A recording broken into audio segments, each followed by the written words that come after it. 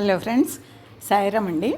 ఇవాళ టమాటా పప్పు, ఇలా టమాటాలు, పప్పు, కొత్తిమీర, పచ్చిమిరపకాయలు, పసుపు అన్నీ వేసేసుకుని లెక్కలు పెట్టేసుకుని కుక్కర్ పెట్టేసుకోవాలి, మూత పెట్టేసుకోవాలండి. క్యాప్సికమ్ కూర చేద్దాం అనుకుంటున్నాను. క్యాప్సికమ్ కూర కూడా ఇలా శనగపిండి, కొద్దిగా బియ్యపిండి, గరం మసాలా, ఉప్పు, కారం రెడీ పెట్టుకున్నాను. వీటితో చాలా బాగుంటుందండి. శనగపిండి పెట్టిన క్యాప్సికమ్ కూర చాలా బాగుంటుంది.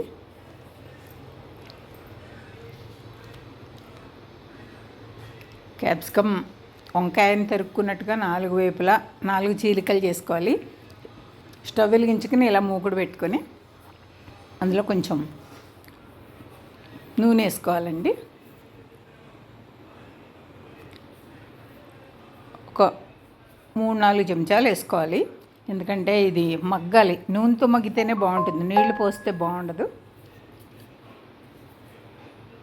దీన్ని కొంచెం నూనె వేసి ఈ మసాలా మొత్తం అంతా కూడా కలియబెట్టుకోవాలి. కలుపుకొని దాన్ని ఈ గుత్తుల్లో కూరుకోవాలండి.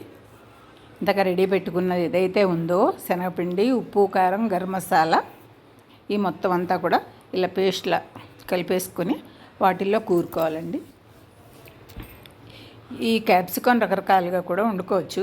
అందులో ఇదొక పద్ధతి. చాలా రుచిగా ఉంటుందండి. మా పిల్లలకి చిన్నప్పటి నుంచి కూడా చాలా ఇష్టం. ఇవి నూనెతో మగ్గితేనే బాగుంటుంది. ఇది ఇద్దరికి సరిపోయే మొత్తం 6 వేసి, మొత్తం 3, 3, 6 ఎన్నో వేసానండి. ఇద్దరికి సరిపోతుంది, ఇష్టంగా తింటారు కనుక. ఇలా మొత్తం తర్వాత ఒక నీళ్లున్న పళ్ళెం దాని మీద పెట్టుకుంటే, అయితే గాజు బౌల్ లాంటివి కూడా ఏవైనా ఉంటే మూతలు, లిడ్ ఉంటాయి కదండి, గాజు లిడ్, ఆ లిడ్స్ కూడా పెట్టుకుంటే కూడా చాలా బాగుంటుంది. ఆ చెమర్చి వాటరు అవి చక్కగా ఉడుకుతాయి.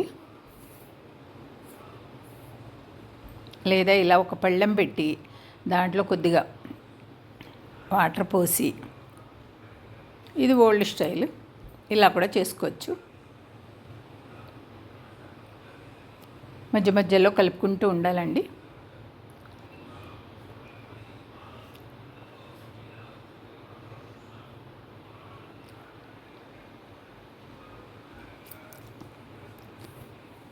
ఈ లోపల మనం పెట్టిన కుక్కర్ 3 విజిల్స్ వచ్చేసాయి.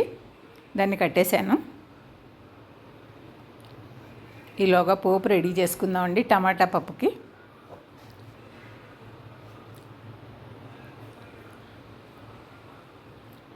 ఆవాలు, మెంతులు, ఇంగువ, ఎండుమిరపకాయలు పోపు వేయించుకుని రెడీ పెట్టుకోవాలి.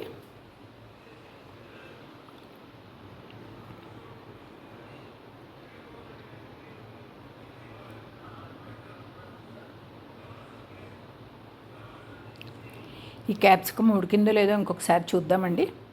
ఇది ఆల్మోస్ట్ ఉడికిపోయింది, కానీ కొద్దిగా ఆ ముచ్చికి ఉండే ఏరియాలో కొంచెం ఇంకా ఉడకాలి.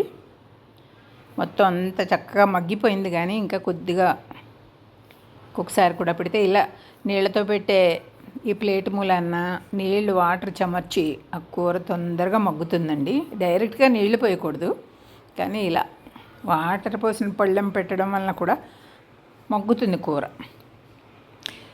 ఈ టమాటా పప్పుకి పప్పు ఉడికిపోయింది కదండి, మూత తీసి చూద్దాం.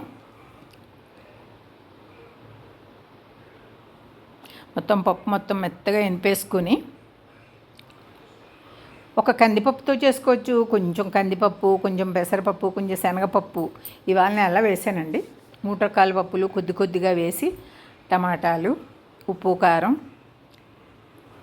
కరివేపాకు, కొత్తిమీర అన్నీ వేసుకుంటే చాలా బాగుంటుందండి. మనం తయారు చేసిన తాలింపు, పోపు ఏదైనా అనుకోవచ్చు, అది అందులో వేసి కలిపేసుకుని ఇంకొకసారి బాగా ఎనిపేసుకుని స్టవ్ వెలిగించుకుని ఇంకొకసారి మంచిగా పొంగాలండి.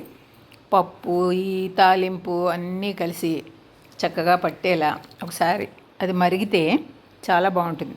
కొంచెం దానికి సరిపోయే సాల్టు, ఇందాక వేసినప్పుడే కొంచెం కారం వేసేసానండి, పచ్చిమిరపకాయ కారం, ఎర్రకారం కూడా వేసాను, కొత్తిమీర వేసేసాను, కరివేపాకు ఇప్పుడే వేసాను. అది అలా మరిగిపోతే ఇవాళ మా ఇంట్లో క్యాప్సికమ్ కూర, టమాటా పప్పు, టమాటా చట్నీ కూడా చేశానండి. చాలా ఉడికిపోయిందండి. క్యాప్సికమ్ కూర చాలా బాగా ఉడికిపోయింది. టమాటా పప్పు మరిగిపోయింది.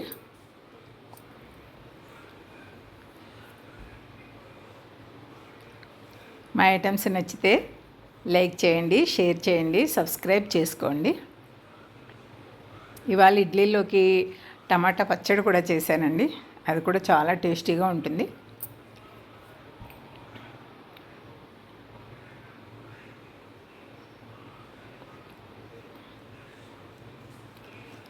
ఇంట్లో అందరికీ కూడా టమాటాలు అంటే చాలా ఇష్టం. టమాటా పప్పులన్నా, టమాటా పచ్చళ్ళన్నా ప్రతి ఇంట్లో కూడా చాలా ఇష్టమే కదండి. క్యాప్సికమ్ కూర కూడా చాలా బాగుంటుంది, చాలా టేస్టీగా ఉంటుంది.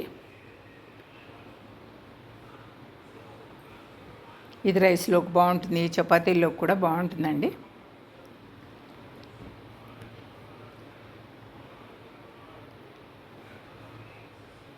టమాటా పప్పు కూడా చపాతీల్లోకి వాటిలోకి చాలా బాగుంటుంది.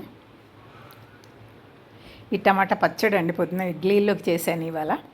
ఇది కూడా చాలా బాగుందండి, చాలా టేస్టీగా ఉంది. ఇంకా టమాటాల సీజన్ కదా, ఎక్కువగా టమాటా పప్పు, పెరుగు పచ్చడి, మామూలు రుబ్బు పచ్చడి, పచ్చిమిరపకాయలతో వేసిన చట్నీ, ఇలా రకరకాలుగా చేసుకుంటూ ఉంటాం. ఇదేనండి ఇవాళ మా వంటలు. నచ్చితే లైక్ చేయండి, షేర్ చేయండి, సబ్స్క్రైబ్ చేసుకోండి. Thank you.